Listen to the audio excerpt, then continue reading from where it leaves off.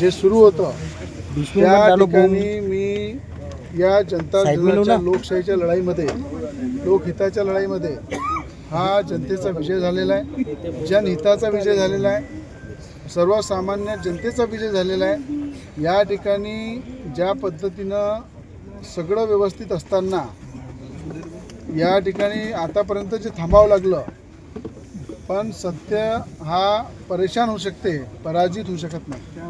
आणि या ठिकाणी लढना भी पक्का आहे और जीत भी पक्की आहे। आणि मी राज्याचे मुख्यमंत्री देवेंद्र फडणवीस साहेबांचे आभार व्यक्त करीन की सत्यासोबत ते उभे राहिले, आणि राज्याचे महसूल मंत्री चंद्रशेखरजी बावनकुळे साहेबांचे आभार व्यक्त करीन की सत्यासोबत ते उभे राहिले, त्याबद्दल त्याचे आभार व्यक्त करीन।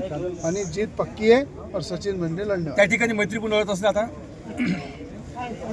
एक लक्षात ठेवा की ह्या जनतेच्या हितासाठी YSPचे उमेदवार हे जनतेच्या मागणीवरून सचिन भेंडे उभे राहिले, आणि नक्कीच मैत्रीपूर्ण लढत होईल।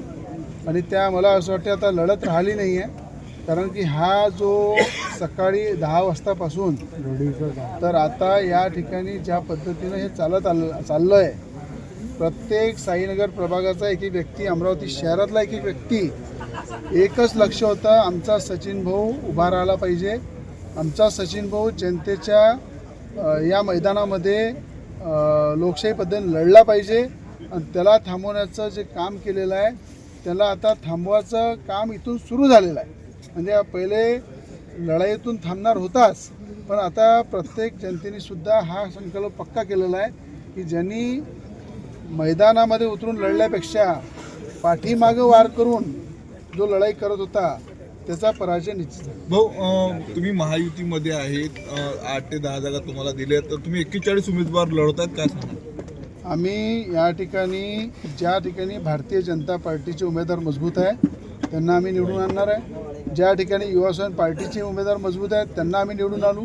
हे आमची मैत्रीपूर्ण लढत राहील, दोस्ती पक्की आहे आणि जीत भी पक्की आहे। या ठिकाणी खुलासा केलेला आहे ॲडव्होकेट दीप मिश्रा यांच्या वतीने, आणि बडनेरा मतदारसंघाचे जे आमदार आहे रवी राणा, त्यांचे अधिकृत उमेदवार आहे सचिन भेंडे साईनगर प्रभागातून, ते या ठिकाणी हजर झाले। आपण जाणून घेऊया आमदार रवी राणा यांची प्रतिक्रिया। भाऊ आपली प्रतिक्रिया। बिलकुल, ज्या ठिकाणी लोकशाही पद्धतीनं लोकशाहीचा आधार ठेवून जनतेच्या हृदयातला नगरसेवक, जनतेच्या हृदयामध्ये सातत्यानं काम करणारा भावी नगरसेवक, त्याला थांबवण्याचा जो प्रयत्न झाला, मला असं वाटते की संपूर्ण साईनगर प्रभागाची जनता, अमरावती शहरातली जनता एकच लक्ष होतं की जनतेच्या हृदयातला नगरसेवक थांबला पाहिजे नाही, आणि सत्तेचा विजय झाला म्हणून अभी जीत भी पक्की, हम तुम्हारे साथ है, लढना भी पक्का है, जीत भी पक्की है। आणि सचिन भाऊ आपली प्रतिक्रिया।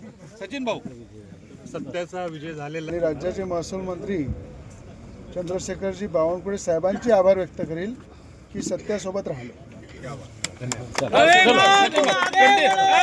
सचिन भाऊ अरे 2 मिनिट बोलू।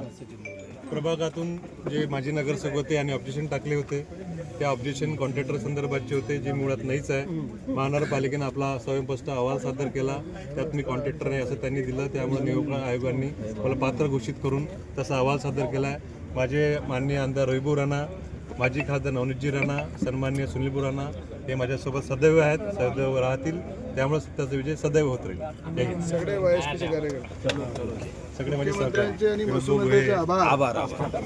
पार्टीचा युवा स्वाभिमान पार्टीचा रवि भाऊ तुम आगे बढ़ो, हम तुम्हारे साथ हैं, सचिन भाऊ तुम आगे बढ़ो, हम तुम्हारे साथ हैं।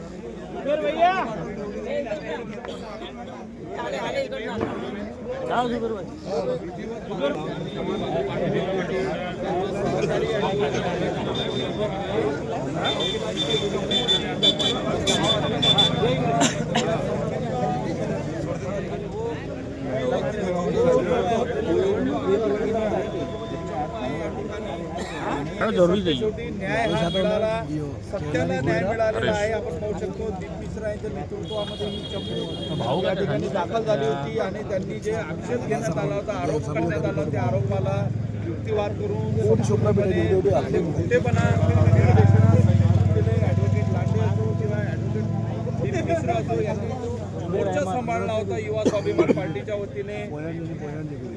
जुबेर अहमद, ॲडव्होकेट जुबेर अहमद या सर्वांनी अतिशय सकाळी 10 वाजतापासून तर आता 12 वाजताचा वेळ आहे, 12 वाजेपर्यंत या संपूर्ण प्रक्रियेला सामोरे गेले आणि या ठिकाणी जे सत्याची बाजू आहे ते सत्याची बाजू मांडली आणि सत्याचा विजय झाला. या ठिकाणी पाहू शकतो प्रचंड जल्लोष पाहायला मिळत आहे. बडनेरा